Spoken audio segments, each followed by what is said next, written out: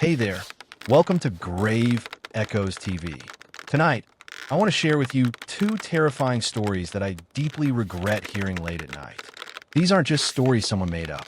These are events that were either experienced by me or someone close to me. If you're alone in your room, maybe it's better to wait until morning. But if you choose to stay, then listen closely. Story 1, The Whisper Under My Bed. My name is Jeremy, and this happened to me when I was 24. At that time, I had just moved into a new apartment after a rough breakup. The place was small, old, and not well maintained, but it was cheap. It had a strange layout too. There was a low, almost claustrophobic space under the bed. I never stored anything there. It just made me feel uncomfortable. The first few nights were uneventful, but then on the fifth night, I started hearing whispers coming from under the bed around 2 or 3 a.m. At first, I thought it was my imagination, maybe the wind, or the neighbors talking in their sleep. But every time I turned off the lights and closed my eyes, the whispering would begin again, soft, breathy, and too close. I remember holding my breath, trying to make out the words. It sounded like someone whispering my name. Jeremy, Jeremy.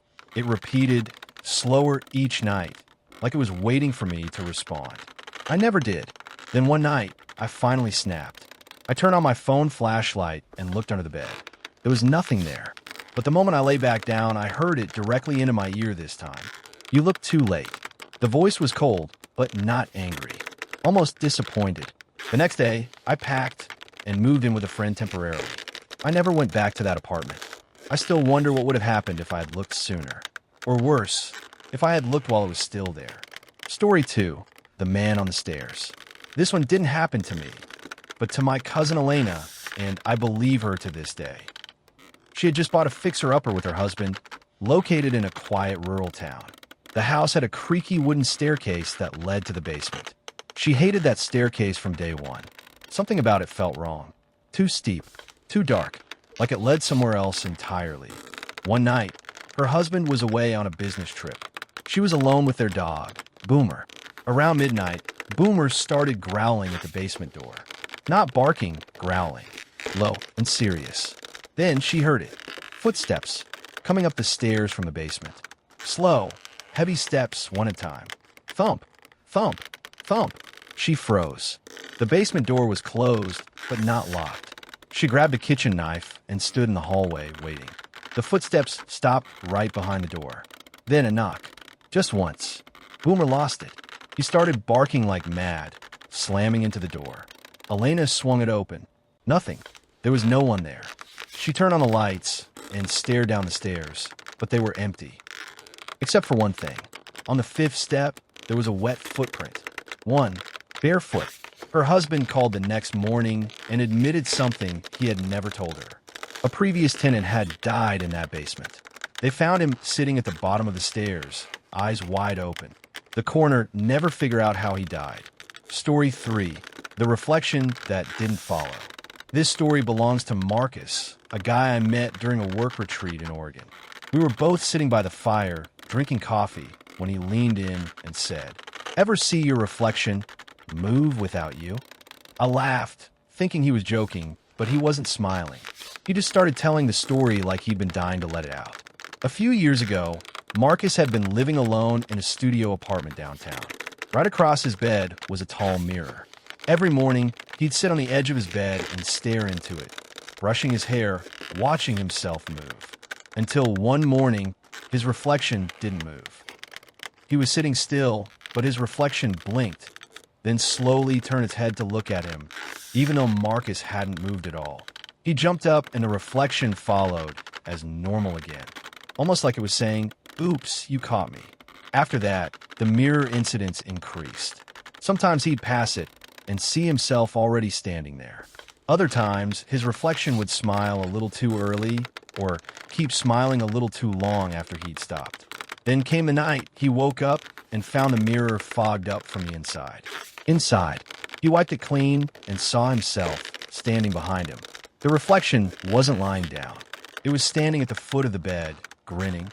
Marcus smashed the mirror that night. Since then, he's never kept one in his home. Not even in the bathroom. Just shiny metal or dark glass. Nothing that can look back. And if you're wondering, no, He wasn't drunk when he told me that. He didn't even finish his coffee. He just said, "Some reflections don't belong to you," and walked off into the woods to be alone. I haven't heard from him since. Story 4. The Baby Monitor. The last story I'll tell you tonight is one that still keeps me up some nights. My sister Rachel had just had her first child, and as a gift, I gave her a baby monitor with both audio and video. She was living alone at the time, while her husband was deployed. A few weeks later, she called me in tears. "I think someone's been in the house," she whispered over the phone. She said the night before, the baby monitor picked up some strange noises. It wasn't crying or footsteps, but humming. A soft, tuneless lullaby, as if someone was rocking the crib. Rachel had checked on the baby immediately, but nothing was there. The baby was asleep. Room was empty. She chalked it up to interference. Maybe a neighbor's monitor bleeding through the signal. But it happened again, and this time she saw a shadow, tall, thin, unmoving, standing over the crib for a full minute before the video feed cut to static. She called the police. They searched the house. Nothing. But here's where it gets worse. Rachel sent me a short clip from the monitor. I still have it. You can see her baby lying there, gently kicking. And behind the crib, something steps into frame. It's not clear.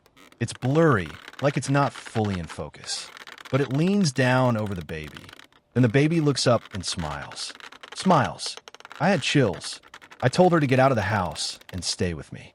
That same night, after she had packed, she checked the monitor one last time. There was a note taped to the crib. It said, "You're late. I already sang to him." She hasn't used a baby monitor since. Neither have I. And now, that's the end of tonight's tales on Grave Echoes TV. I hope you can still sleep with the lights off. If any of this reminded you of something you've seen or heard, or maybe thought was just a dream, think again. Thanks for listening. And remember, not everything quiet in the night is harmless. See you in the next whisper.